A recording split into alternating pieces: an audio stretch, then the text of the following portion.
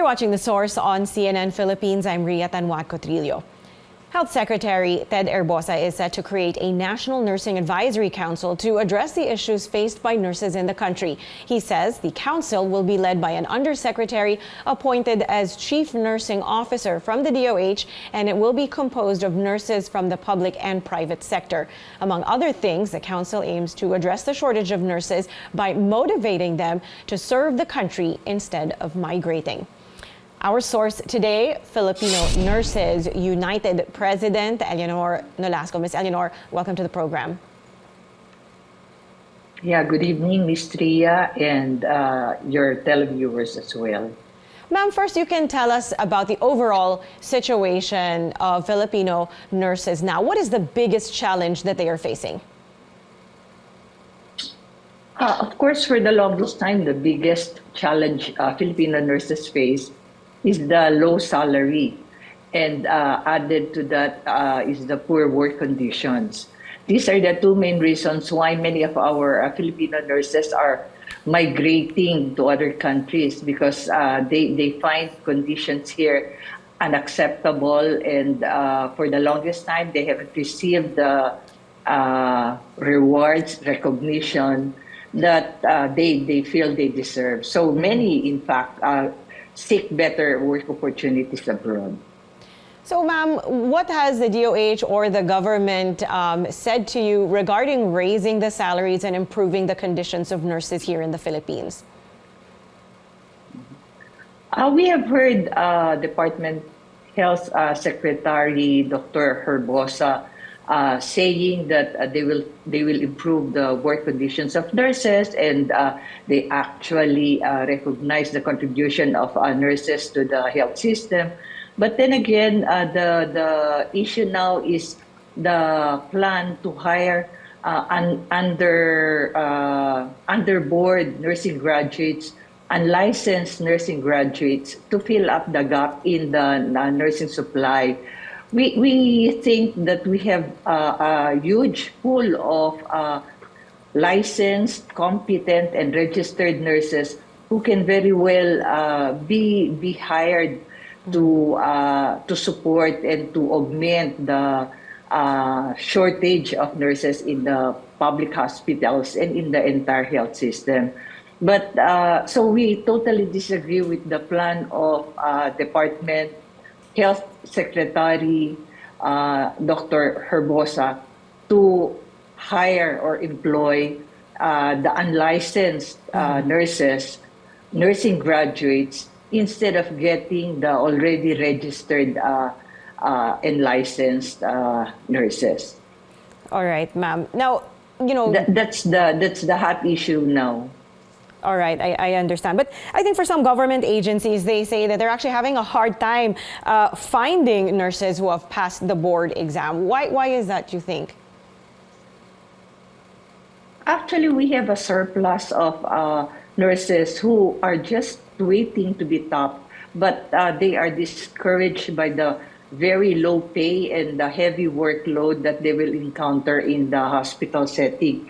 For instance, nurses in the private sector, they still receive the minimum wage of 570 per day because their salary is pegged under the non-agricultural classification. While nurses in the public sector, even if they're supposed to receive salary grade 15 or equivalent to 35,000 monthly pay, many still are not benefiting from that mandate or that law. Many still are not given what is due them, especially those nurses in the LGU hospitals. And also, we have many job order nurses or contractual nurses who do not receive the said pay, and at the same time are not given the other benefits that are due them, like maternity leave, sick leave, and other benefits. Right. Now, the call for nurses to go overseas has long been there. Can you give us an idea of how much more a nurse overseas earns compared to a nurse working here back home? As I said, nurses in the private sector receive an average of 10 to 12,000 monthly. That's according to the dole itself, no? And those in the government service should be receiving salary grade 15 or equivalent to 35,000.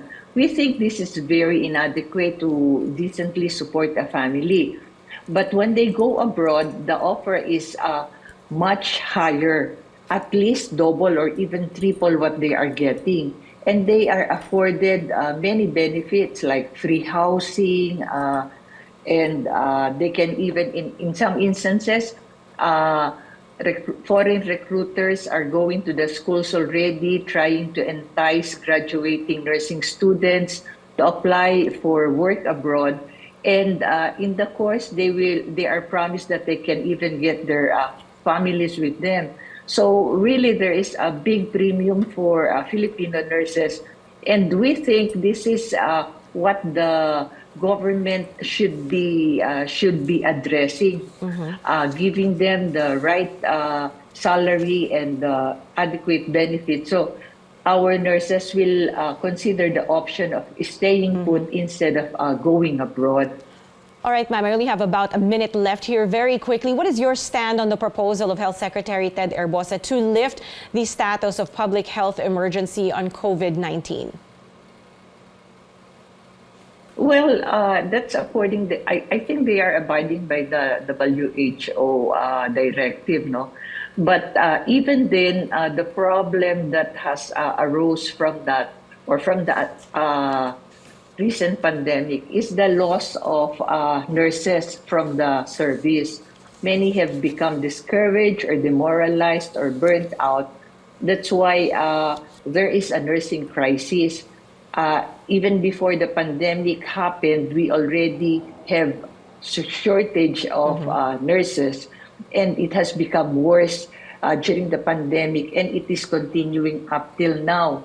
And we in the Filipino Nurses United believe that only when the government provides a living wage, and our call is for 50,000 NP salary for both nurses in the public and private sector, and when adequate benefits are given to them, will they be encouraged to stay?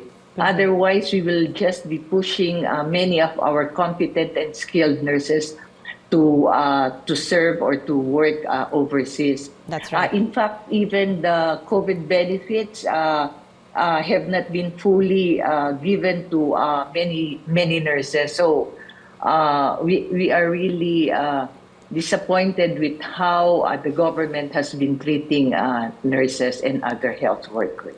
Ma'am, we appreciate you sharing your views with us this morning. That was Filipino United Nurses President Eleanor Nolasco. We'll be taking a short break. This is A Source on CNN Philippines. Please stay tuned.